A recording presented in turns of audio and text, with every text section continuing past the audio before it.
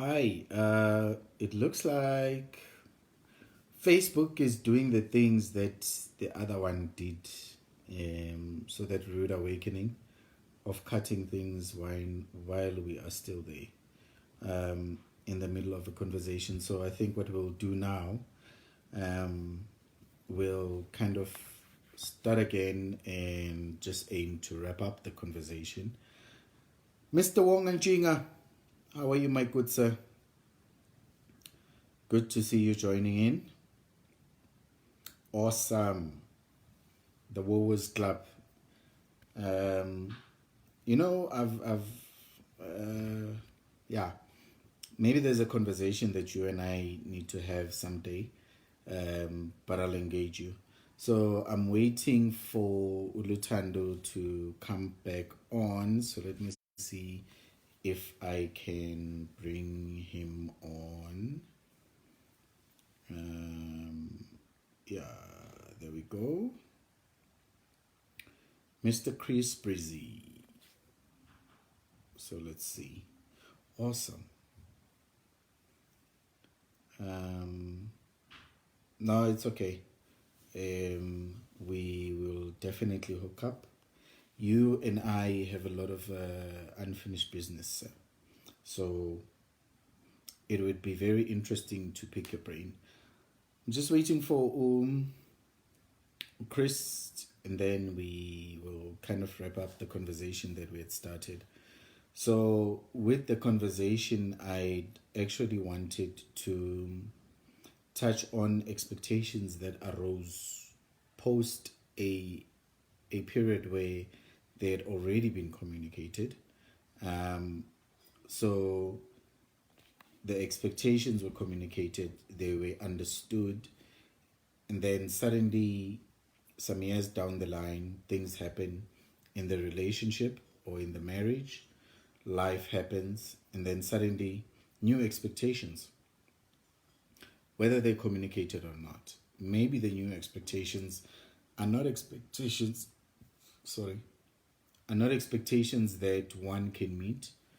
Um, Expectations that feel like, you know what, where does this one come from? I don't understand. How did we get here and why now? And I think if you enter a marriage relationship with the lifetime goal of just I'm in this for the long run, somewhere along the line there will be expectations uncommunicated that will creep up, expectations that you didn't know about.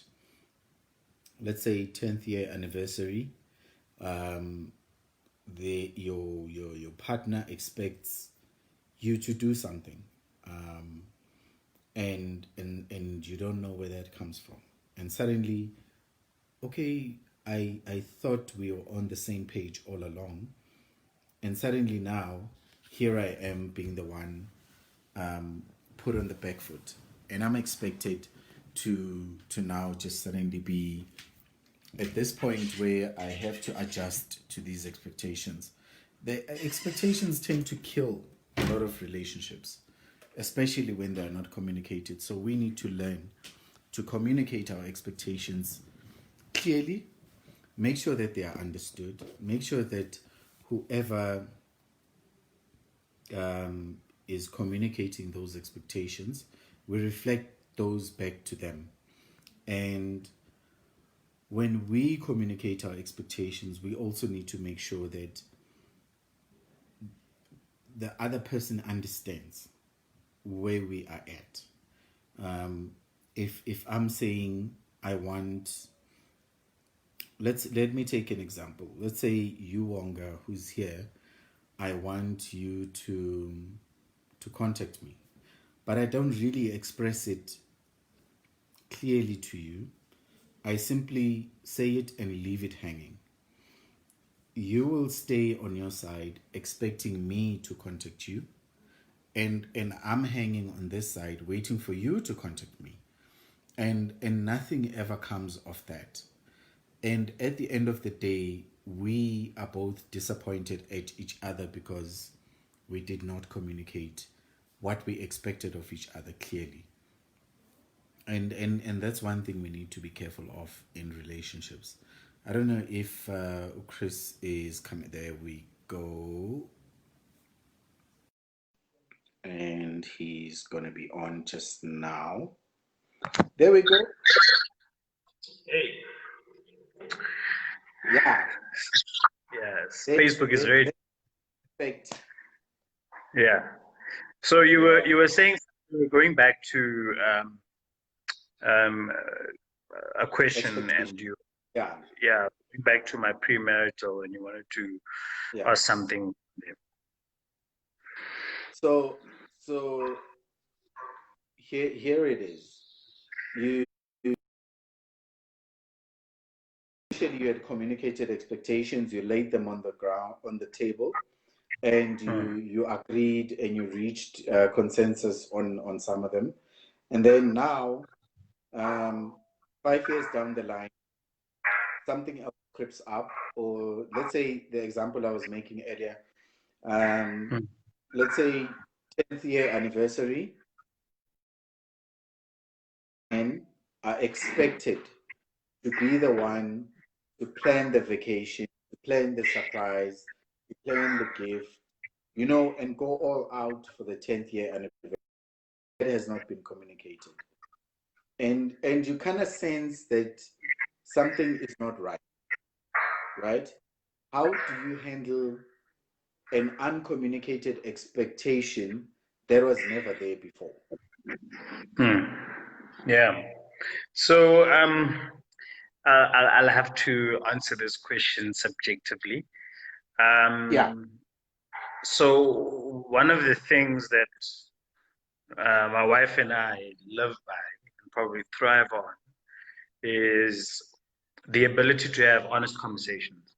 Okay. Doesn't matter if it's morning, afternoon, evening, we just, if there's something that needs to be spoken about, there isn't I'm going to wait for a sunny day or a good mood, or I'm going to go around the bush before. We just cut into it.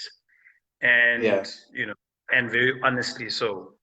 So I think if I have to think about 10 years down the line, there's, the example that you gave, I'll answer that in terms of your example, and then I'll also just give a bit of, context as to just systems that we've built into our, relationship or our marriage that safeguards us against such. So for me, to the point that I just made around, having a very, a culture of being honest and having honest conversations, I think for me, it'll be one of those where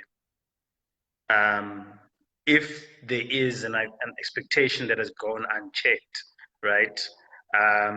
She wouldn't let it rest, she'll definitely let me know whether it's in what she says or she's responding to things, right? Like I said, it's for us just to pause and say, wait a minute, can we just understand why you are feeling that way?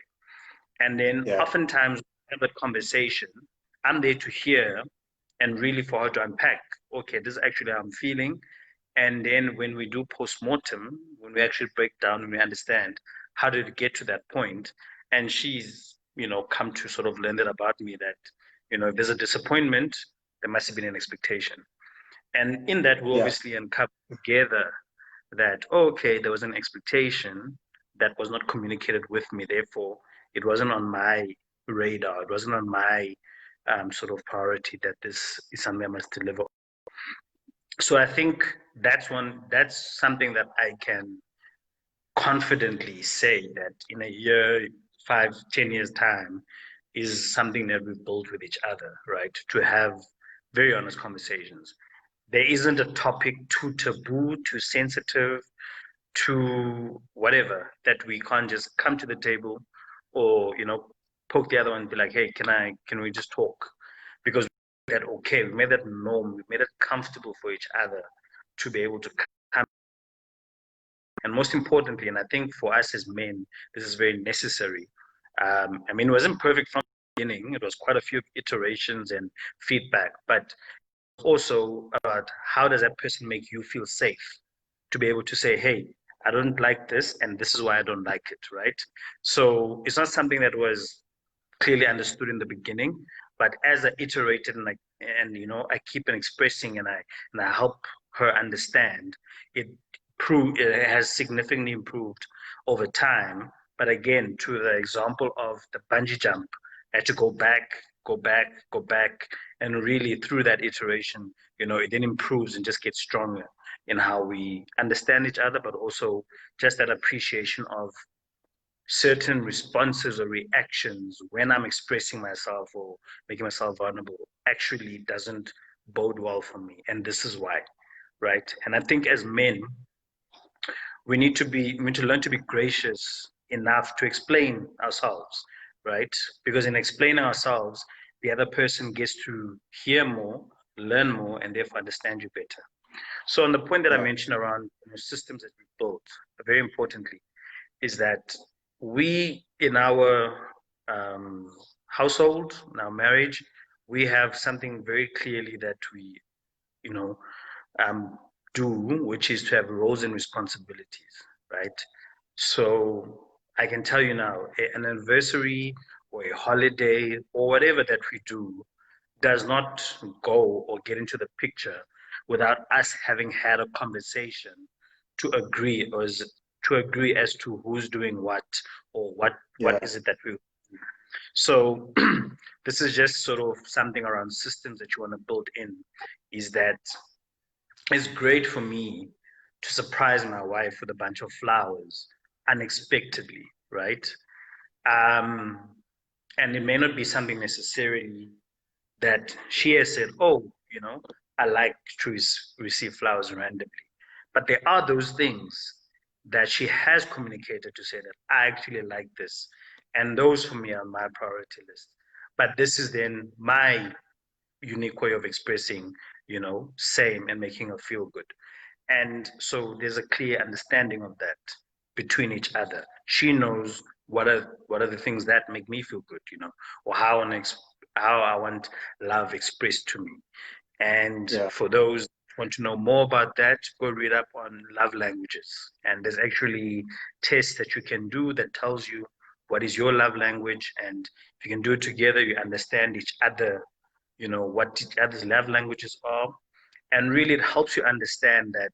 And I think I said this last 2 weeks ago in one of the conversations, that just because you communicate something, don't assume understanding, right? So Yes. just because I say to Zabu say, I don't like this, or I can't assume that he understood what I meant.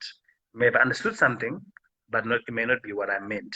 And so, Yes. hence, I said this continual conversation that we need to have to make sure that, hey, the other person really understands me on this particular point. So, one of the systems that I'd encourage guys is to have um, clear communication around roles, responsibility. So anything that you are doing, it must be clear who's picking that up, right? So and don't assume that, oh, you know he always pays, electrical bills or the rates bill, so he'll just know that this bill that it is. No, no, no. Bring it up in the conversation and actually agree who's going to take care of it. The other one is, in terms of systems, that is to safeguard against those, is if you have an expectation of something, right, and it doesn't go that way, instead of being upset, communicate it and say, I was actually hoping that you'd do this, but I know that I didn't tell you that I'm expecting to do this. So I'm Yeah. feeling this way, but I got myself here, right? So it's an acknowledgement that I thought, hey, it would be great if she, surprises me with a foot massage. But I didn't tell her that, oh, foot massage would be great. So normalize being able to be that honest with each other, right? Because anything short of that, in my world, in my eyes, and she knows this, will just be manipulative, right? So me coming to her Yeah. and saying, "What you should have known," that's just manipulative, right? And that's Mm. all another conversation for another episode that we can cover around, things that are like gaslighting, right? Is one of the psychological terms for that. So it's very important to be honest with yourself, right? When you are feeling disappointed or you're feeling something However, if I did say to her on Sunday, yo, this week, a foot massage would be great, and it's now Friday evening or Saturday, and nothing has surfaced, then there's valid reason for me then to feel disappointed because I did communicate that, right? So Yeah. that's another sort of system that safeguards us against it. And then lastly, love language, yeah. Lastly, is then to always have and I spoke about this previously about self-awareness, you know, is to always just have a pause before you react to something.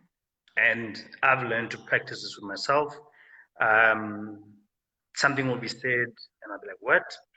And then instead of choosing reaction, I go back to, okay, let me understand. What did you mean, right? And Yeah. I've found that Yeah. saves, like, I think if I have to just do a ballpark figure, because I know as men we like, logic, probably 70% of conversations that could have gone opposite direction or ended up badly, I've saved myself from that because I just pause to be like, before I react to what I think, is being said to me, let me first check that I'm understanding what is being said to me correctly. And that has saved us a bunch of conversations where conversations take a direction more of a, oh, I think you misunderstood me. Let me just re-explain that. Versus, I'm upset, and it is, but gee, this is what you said, and it's just not going anywhere. It's not productive. But we needed those conflict moments, yes, to understand that, wait Yeah. a minute, there should be a different way, the left turn, that we can do Yeah. this. And that left turn for me was, this is what I'm hearing, but I'm not going to react. Let me first understand if this is really what this person is saying, or this is what they mean. And that is another system that I think safeguards us against, like that, to your point, disappointments or feeling like, you weren't heard on something. You know what I appreciate about these conversations is that, especially from the first one to this one to tonight, is that a lot of the things that we share about are based on personal experience. It's things that we have gone through, things that we have implemented, systems that have been put in place to make sure that certain things don't go out of the way or don't create conflict down the line. And it's my greatest wish that every man who gets to watch this, whether is watching tonight or will be watching tomorrow or whenever, that you kind of sit back and you think, what do I have in my relationship? How have I been responding? This one lady once said something very interesting when she was coaching a client. She says she asked the client whether, are you responding or are you reacting? So when doctors prescribe medication, they want to know whether you are responding or you are reacting. If you are reacting, then they need to change the medication. But if you are responding, then it is a good sign, right? So even in our relationships, we need to constantly ask ourselves, am I responding? And then back to what you were saying, if I'm reacting, did I really understand what you meant? Or do I really understand what you expect of me or out of this situation? And I believe once we can start doing that, pausing, taking a step back, and then giving each other some time to reflect. And I think that's another key is you reflect back to the person what you have heard, and then you ask them, if is this really what you meant? Yes. And I think I've already gone through that process where, okay, this is what I understand, but is it what you mean? And it helps clarify so many things. And it's Yeah. my hope that whoever listen and watch this, that this is the time where you think, maybe I didn't hear properly. Okay, I heard you, but did I really understand? And Mm. if I really understand, then why are we where we are? Maybe you didn't say it the way you wanted to say. Mm. Maybe Mm. you didn't communicate the expectation the way you wanted it received, right? Yeah. And Yeah. and once we can do that, I believe that we'll be on our way to restoring ourselves. That's the first Mm. part. Because you can't Yeah. restore anything that is outside of yourself unless you've restored yourself to a Mm. position where you should have been had you Mm. focused on yourself in the beginning. Mm. So that's my hope for anyone watching and Mm. for anyone who would listen to it Mm. attentively. And it's Yeah. important time what I've learned to disengage. So Mm. if we start talking, let's say relationships, and I've had bad experience, in order for me to receive from what you are going to say about relationships and marriages, I need to what I know, Mm.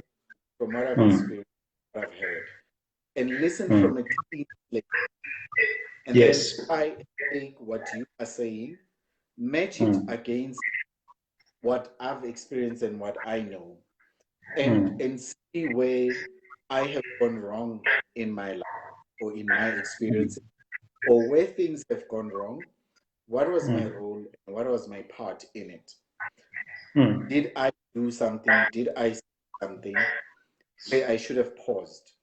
Did I say Mm. something where I should have reflected? Did I say something other than me having to understand what the other person was saying? Yeah. And that's basically my hope. And that's basically what we want to achieve eventually with helping men along this journey of these conversations. Yeah. Your closing thoughts? Yeah. Closing thoughts. I think we had spoken about healing previously, and I think some questions had emerged around, do if I'm in a relationship, do I need to get out and heal? Um, and I think some questions were, when do I know that I've healed? And I think one of the things is to understand that it's a continual journey, right? It's a journey of learning, it's a journey of discovery, right? And I think to what you were saying just now, what kept ringing in my head is, it's just, it's men who decide to do self-discovery. And in Yeah. self-discovery, you deal some things, that, whether it's hurts or pains or scars, from life that you haven't dealt with. And you also deal with things about yourself that, are maybe not bringing out the best in you or are holding you back. Because I think also part of self-discovery is allowing your potential to fully, vest. When you buy when you make an investment in something, the desire is for it to grow and to grow to its maximum potential. And oftentimes when I look at us as humans, that's what I see. I see us coming into this world, through parents, whether it's both parents or one parent, and there's then this environment, community that raises us, and experiences that shape us. And then as we get into being an adult, we have to almost like audit, you know, these things that have shaped us and remove the things that aren't great for us or that aren't bringing out the best in us, and adopting, the new things into that, makeup of ourselves to really be able to, get our full potential. And I think for me, that is really adding to what you have just said. It is self-discovery and for men to really, get to their full potential. And for me, that full potential is not men that are insecure. It's not men that are that do not know how to deal anger or do not or engage in gender-based violence or any form of abuse. It is men that really have found themselves found what it is they want to do with their lives and really sort of go for that, with everything. And these conversations starts with us maybe having further conversations with, trusted people. It starts with conversations with professionals where necessary. That we really, when we become better, our immediate environment becomes better. And I think that's the important thing that we always need to keep in mind. Awesome. This has been Awesome. Conversations with Friends, conversations by men for men. Good night, everybody. Have an awesome evening. Chris, as always, buddy, thank you. Thank you for setting it up, and see you guys next week. We will be continuing this with our new topic. Be on the lookout to my profiles where we announce what our next conversation will be about. Thank you for tuning in. Good night.